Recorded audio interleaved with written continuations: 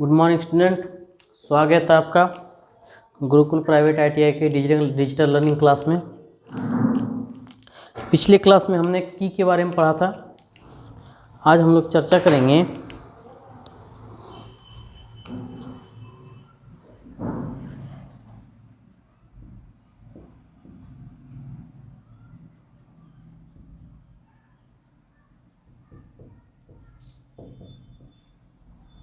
Spline shaft and spline hub. ये क्या होता है? इसका प्रयोग हम लोग वहाँ करते हैं जहाँ पे पावर ट्रांसमिशन का ज़रूरत पड़ता है। दैट मीन्स कि यह जो होता है हमारा एक रिमर की तरह होता है और उसमें एक शाफ्ट के ऊपर हब लगा होता है।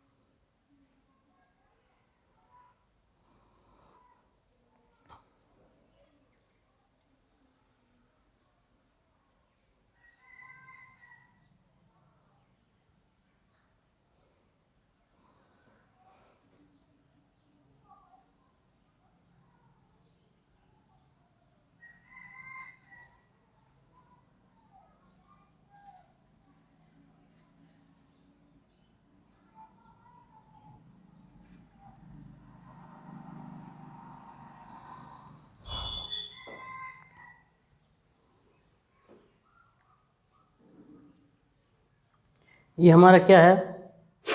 एक शाफ्ट है। इस शाफ्ट में इस स्प्लाइन को इंसर्ट करेंगे। जब इंसर्ट करेंगे तो ये इसका ज़रूरत हमको पड़ता है जहाँ पे हमको पावर ट्रांसमिशन का ज़रूरत होता है, वहाँ पे इसका प्रयोग करेंगे। यह जो होता है इसके आंतरिक रूप में क्या होता है? नहीं,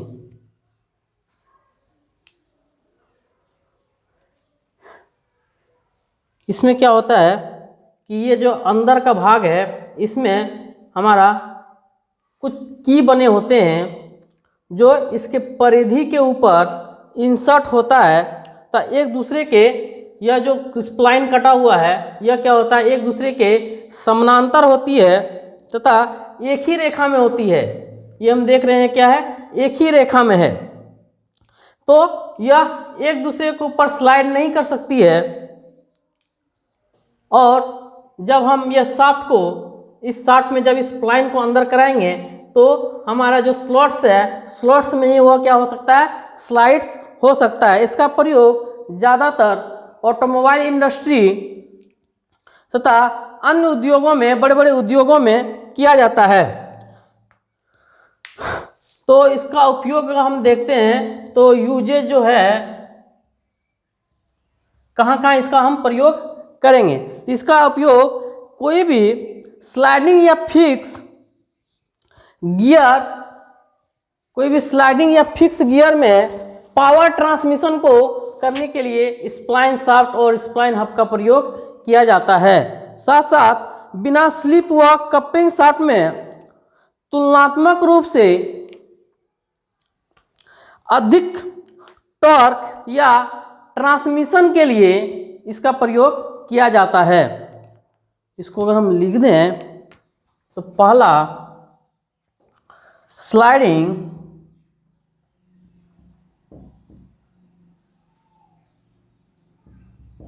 या फिक्स्ड, स्लाइडिंग या फिक्स्ड गियर तथा पुल्ली द्वारा ट्रांसमिशन में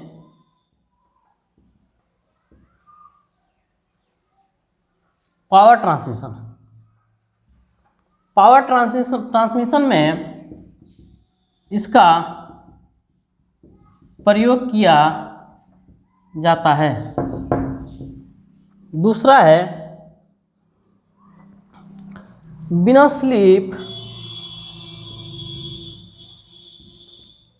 बिना स्लिप के कपलिंग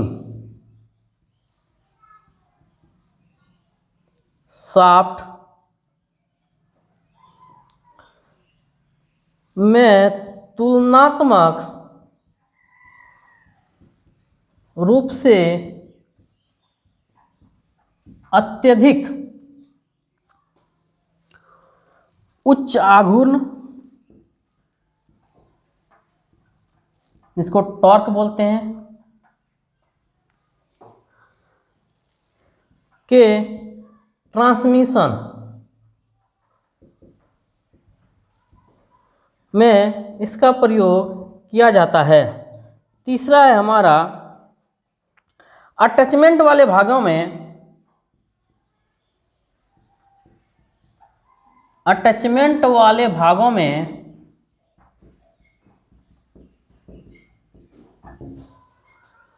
जहां कोणीय स्थिति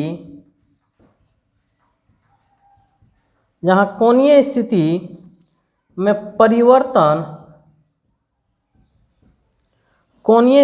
परिवर्तन अथवा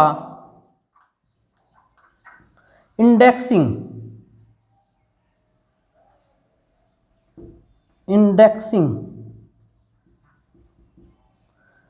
की आवश्यकता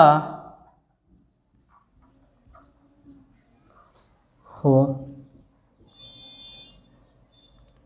कोणीय स्थिति में परिवर्तन अथवा इंडेक्सिंग की आवश्यकता हो,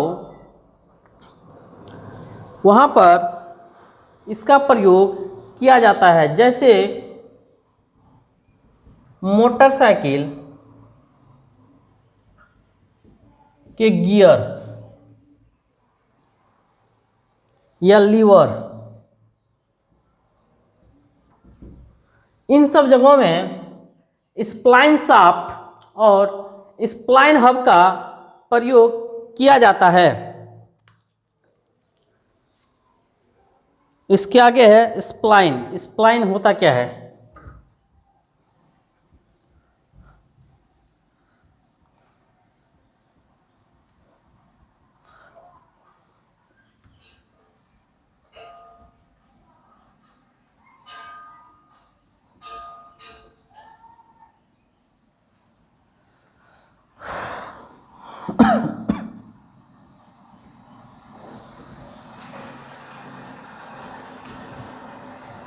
स्प्लाइन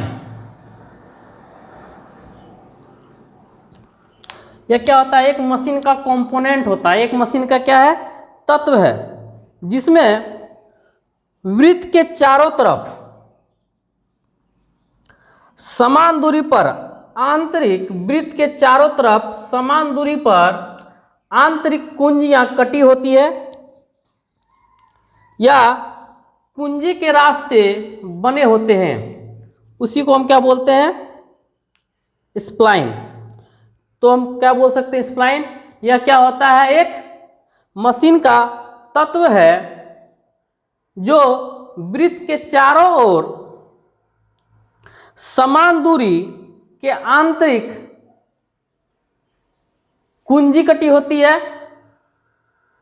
या उसके रास्ते बने होते हैं, उसी को स्प्लाइन कहा जाता है। दैट मीन्स कि यह फ्लूट्स होता है, जैसे हम लोग रीमर में देखते हैं।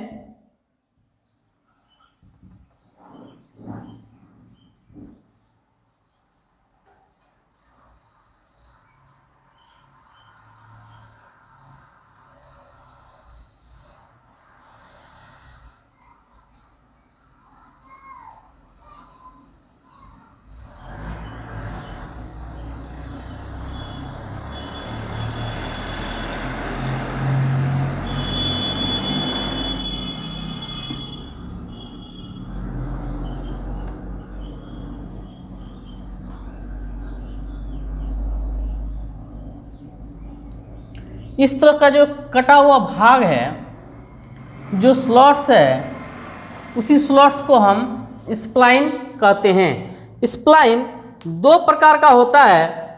एक होता है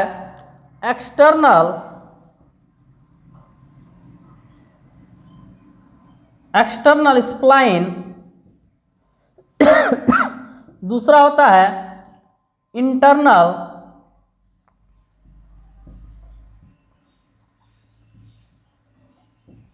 स्प्लाइन। एक्सटर्नल स्प्लाइन क्या होता है? कोई भी शाफ्ट में, कोई भी बेलनाकार शाफ्ट में जब उसके परिधि के ऊपर की स्लॉट्स बने हो तो उसको एक्सटर्नल स्प्लाइन कहेंगे। और कोई भी बेलनाकार सतह के अंदर अगर कोई भी पार्ट, अंदर कोई भी स्लॉट्स, अगर की स्लॉट्स बने हुए हैं तो उसको इंटरनल स्प्लाइन कहते हैं। तो स्प्लाइन हमारा दो तरह का हो गया, एक्सटर्नल स्प्लाइन और इंटरनल स्प्लाइन।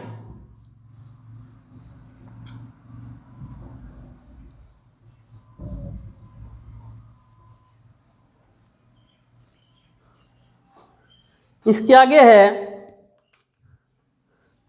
टेपर पिन और की। टेपर पिन या कुंजी।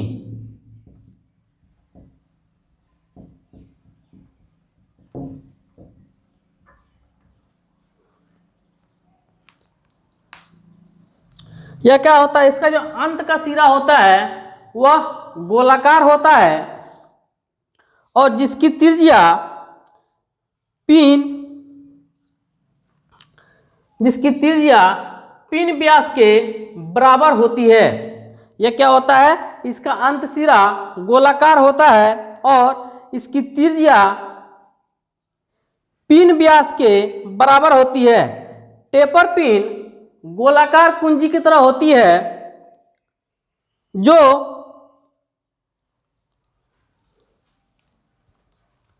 शाफ्ट पर लगे कॉलर तथा शाफ्ट एवं हब के गति का जो ट्रांसमिशन होता है, उस ट्रांसमिशन को लॉक करने के लिए उपयोग किया जाता है। दैट मीन्स कि यह हमारा टेपर टाइप होगा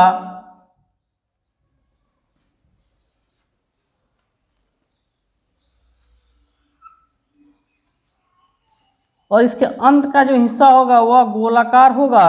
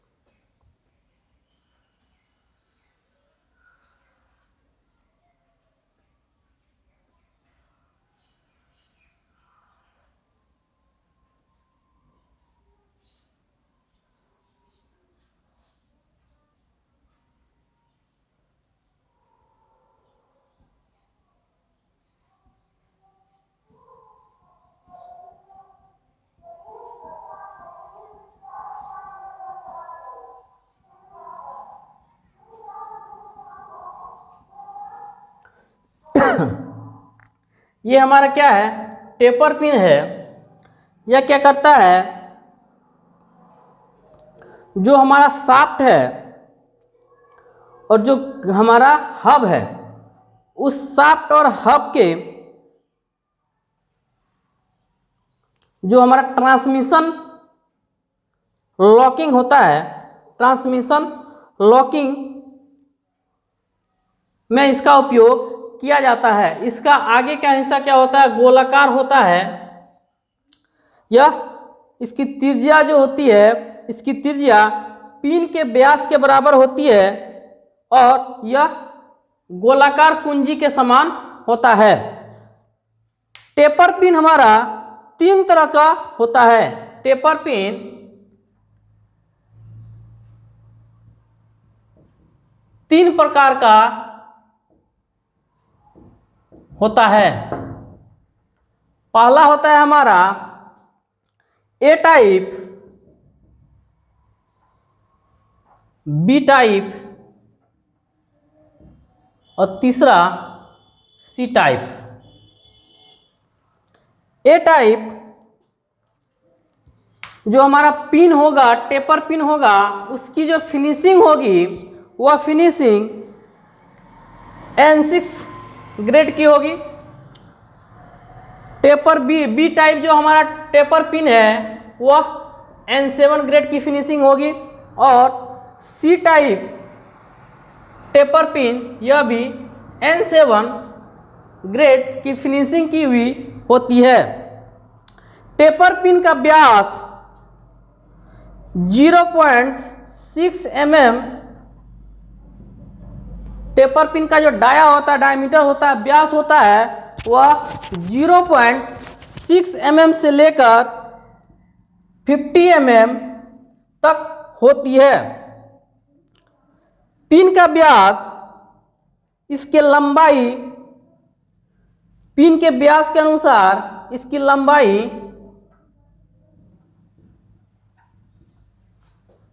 4 mm से 200 mm तक रखी जाती है। दैट मीन्स कि इसका डायमीटर जो होता है, टेपर पिन का जो डायमीटर होता है, डाया होता है, वह 0.6 से लेकर 50 mm तक होती है। तो इसकी लंबाई उसके व्यास के अनुसार 4 mm से लेके 200 mm तक रखी जाती है।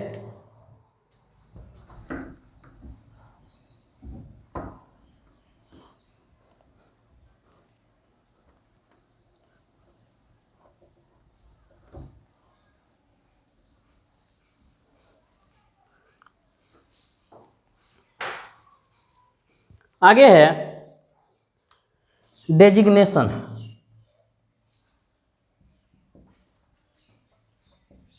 निर्दिष्टीकरण।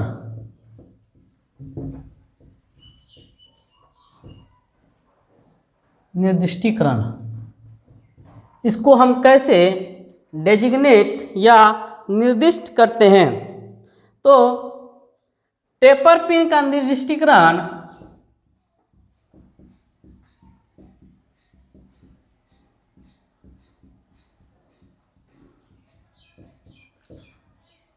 निम्न द्वारा किया जाता है। किसके किसके द्वारा किया जाएगा, तो नाम के अनुसार,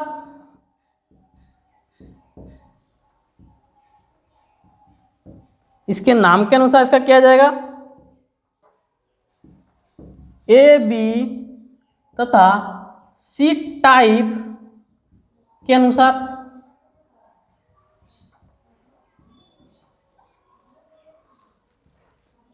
नॉमिनल व्यास के अनुसार।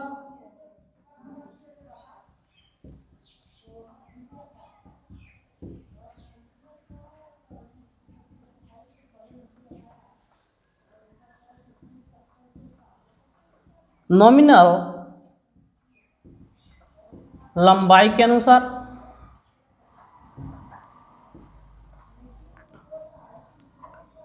BIS नंबर के अनुसार। BIS में हमारा आ गया taper pin S16x90 IS6688 taper pin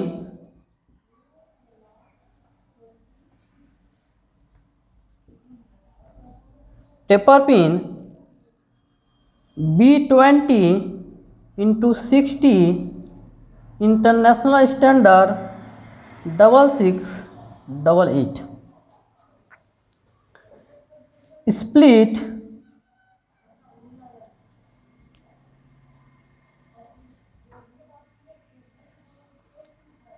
split taper pin 5x40 IS6688। तो हमारा जो BIS नंबर है इसके अनुसार भी हम टेपर पिन का निर्दिष्टीकरण करते हैं। तो इसके नाम के अनुसार होता है 3 टाइप जो बताए ABC इस टाइप के अनुसार होता है, उसके व्यास के अनुसार होता है, लंबाई के अनुसार होता है और BIS नंबर के अनुसार इसको निर्दिष्ट किया जाता है।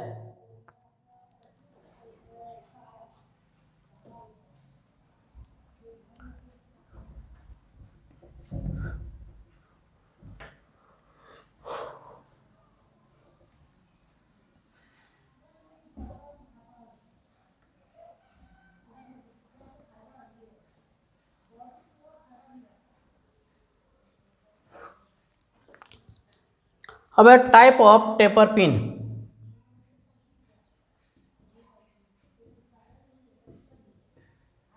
टेपर पिन हमारा कितने टाइप का होता है? तो पहला है हमारा cylindrical taper pin.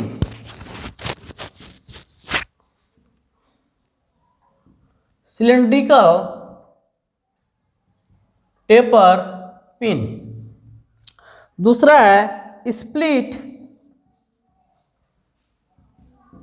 Taper pin. Split taper pin. अगला है thread taper pin. Thread taper pin. अगला है ग्रूव्स पिन। Spring pins. तो टेपर पिन हमारा 5 तरह का होता है। Cylindrical taper pin, split taper pin, thread taper pin, grooves pin और स्प्रिंग पिन्स। इसके बारे में हम बारी बारी से अगले क्लास में चर्चा करेंगे। आशा करते हैं इस क्लास में आपको समझ में आया। मिलते हैं नेक्स्ट वीडियो के साथ, तब तक के लिए धन्यवाद।